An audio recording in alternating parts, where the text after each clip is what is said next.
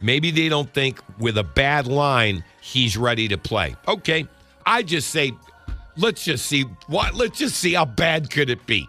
What are we waiting for? Are they that afraid that Sanders is going to take 7 sacks? Who in the hell is coaching this kid for 10 weeks? Is he getting coached?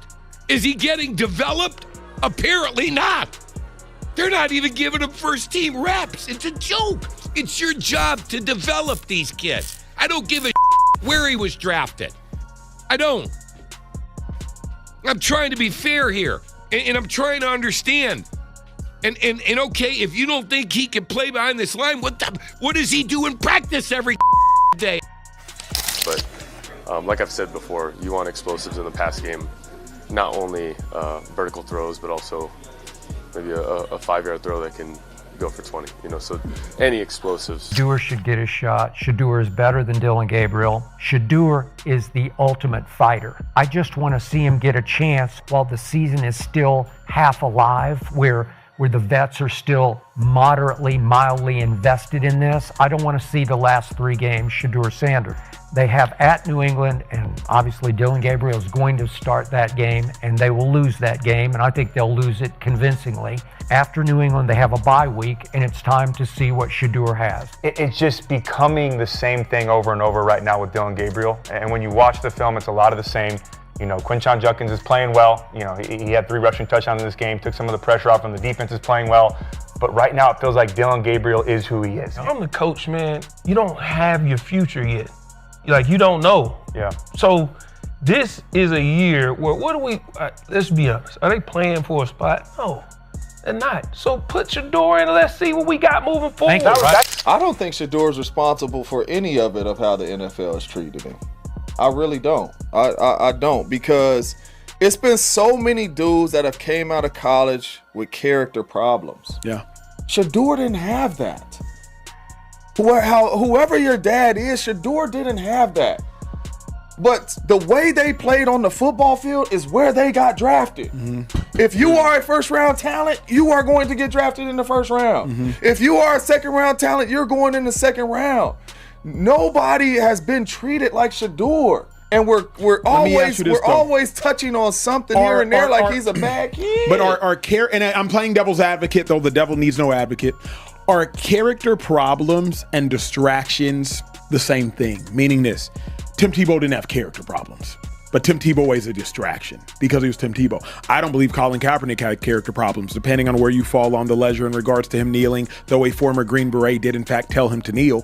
Depending on where you fall on that, I don't think Colin Kaepernick had character problems, but Colin Kaepernick was indeed a distraction. I don't believe Michael Sam had character problems. For those who've watched the league long enough to know that, 2013 Rams took him as an undrafted player, though he was the SEC Defensive Player of the Year. I don't think Michael Sam had character problems, but Michael Sam was a distraction. I don't think Carl Nassib had character problems, but you could suggest that Kyle Nassib within the locker room was a distraction. So though Shedeur obviously doesn't have character problems, that last name Sanders, whether we like it or not, could indeed make him a distraction to some organizations. All them names that you saying wasn't playing like Shedeur Sanders.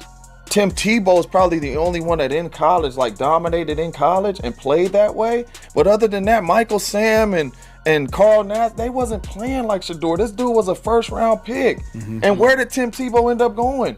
In the first round. Johnny Manziel. You know what I'm saying? Johnny Manziel, all the distractions. He went in the first round. That's why I'm saying there has not been a player treated like Shedeur, man, and it's crazy because he doesn't have any of them character problems. You know what I'm saying? And if you are a coach and all that type stuff, and you looking at Shedeur and you like, man, especially right now being in Cleveland, if we really keeping it a buck, Shedeur Sanders has done everything right since he's been. The skies over Cleveland are grey again, not because of rain, but because of indecision.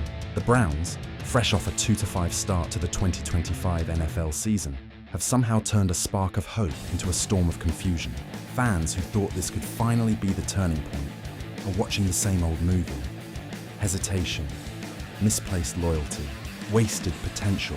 At the center of it all sits a rookie quarterback with a name that carries legacy and lightning. Shedeur Sanders, son of NFL icon Deion Primetime Sanders, isn't just a rookie. He's a movement waiting to happen. Yet, for reasons buried under politics and fear, the Cleveland Browns seem determined to keep him hidden. Head coach Kevin Stefanski keeps repeating the same line: "We're developing both quarterbacks." But it's hard to believe that when developing means keeping your most talented passer locked to the bench. The Browns' current starter, Dillon Gabriel, is steady, safe, and serviceable. The type of quarterback who won't lose you games, but rarely wins them either. Through 3 starts, he's got 546 yards, 3 touchdowns, and 0 interceptions. Clean on paper, empty in emotion. Cleveland fans have seen this before. The same film where mediocrity gets mistaken for stability, and the coaching staff protects its own decisions instead of admitting someone else might be better. Gabriel's calm efficiency looks fine in stats, but it doesn't fire up the locker room, the fan base, or the scoreboard. Meanwhile, every throw Shedeur makes in practice, even in the limited reps he gets, sounds electric. And that's exactly what terrifies Cleveland's coaching staff. Deep inside the Browns building, the whispers are getting louder. They're afraid of him. Not afraid that Shedeur will fail, but afraid that he'll succeed. Because success changes everything. If Shedeur hits the field and dominates, the entire locker room dynamic flips. Veterans who once backed Gabriel will start looking to a 22-year-old rookie as their leader. The media storm will go nuclear. Every throw, every smile, every mistake becomes national news. And worst of all for the Browns, Shedeur Sanders doesn't fit their system of control. He's flashy, he's confident, he's unapologetic. He's built from the same DNA as his father, charisma and conviction wrapped in swagger. He brings cameras, fans, and pressure. But Cleveland's a franchise that hides behind humble narratives and rebuild excuses. They're not built for that kind of spotlight, so instead of embracing greatness, they retreat to comfort. Even ESPN radio host Tony Rizzo called it out. Is he being coached? Is he being developed? The answer, apparently not. He's right. Keeping Shedeur on the sidelines isn't strategy. It's fear disguised as patience. Walk any street in Cleveland right now and you'll hear 2 sides. Some defend Stefanski, saying rookies need time, that throwing Shedeur into the chaos too early could kill his confidence. But the louder side has had enough. "I've watched 15 quarterbacks in 10 years, one fan said outside Huntington Bank Field. This kid's different. You can see it. You can feel it. They're just scared to let him lead. And that's the truth. The Browns are haunted by their past. From Johnny Manziel's meltdown to Baker Mayfield's short-lived promise, every savior has ended in heartbreak. But now they finally have a quarterback who is the real deal. And instead of trusting him, they're walking on eggshells. Inside the facility, players toe the company line.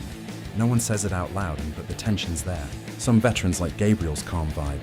Others, especially the younger guys, are restless. "Shedeur's got that energy," one anonymous player told a reporter. When he steps in the huddle, everyone straightens up. You can feel it. But that same energy, that charisma, that celebrity, is both his gift and the reason the Browns are scared. Teams fear disruption. They fear a star who outgrows the system. Stefanski, known for his discipline and calm control, has built a culture of order. Shedeur is the opposite. Swagger, individuality, and spark. The kind of fire that can either ignite a franchise or burn it down.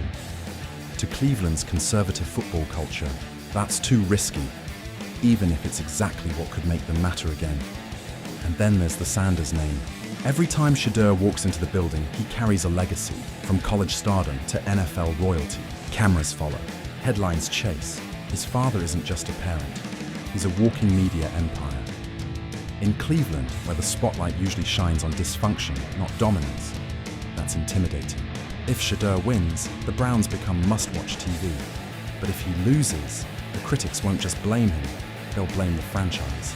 That fear of attention, that fear of failure, has paralyzed them. But here's the real truth. Greatness doesn't wait for perfect timing, it demands the stage.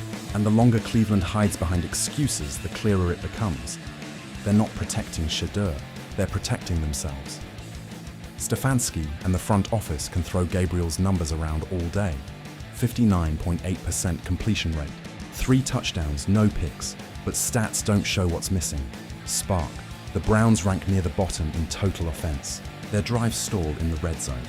Their play calling is predictable. Fans don't feel excitement anymore. They feel déjà vu. Meanwhile, Every scout who's watched Shedeur knows exactly what he brings. Arm strength, timing, composure, and ice in his veins. These aren't traits you teach. You're either born with them or you're not. And yet, Shedeur sits, watching, waiting. The team line says they don't want to rush him. But that's the oldest excuse in the NFL, a cover for fear and indecision. The truth is uglier. They're afraid he'll make Gabriel irrelevant. They know that the second Shedeur throws his first touchdown, the city will never look back. And that terrifies them. Not because it's bad for the Browns, but because it's bad for the people in charge.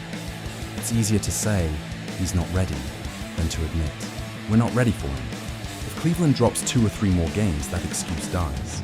The fans will revolt, the media will explode, and Stefanski will have no choice but to hand Shedeur the keys.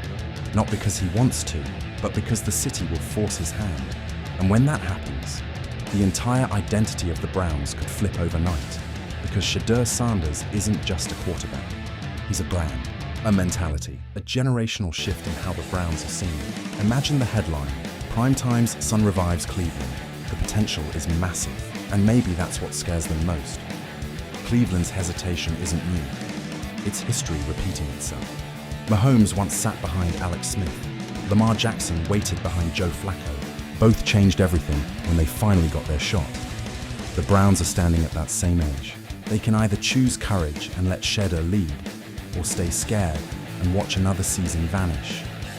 Every Sunday, Shedeur Sanders walks out of the tunnel, eyes steady, jaw tight, helmet under his arm.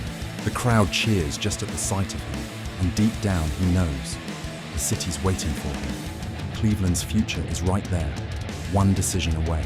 But until the Browns face their fear of stardom, fear of losing control, fear of primetime energy, they'll keep being what they've always been, a team too afraid of its own potential.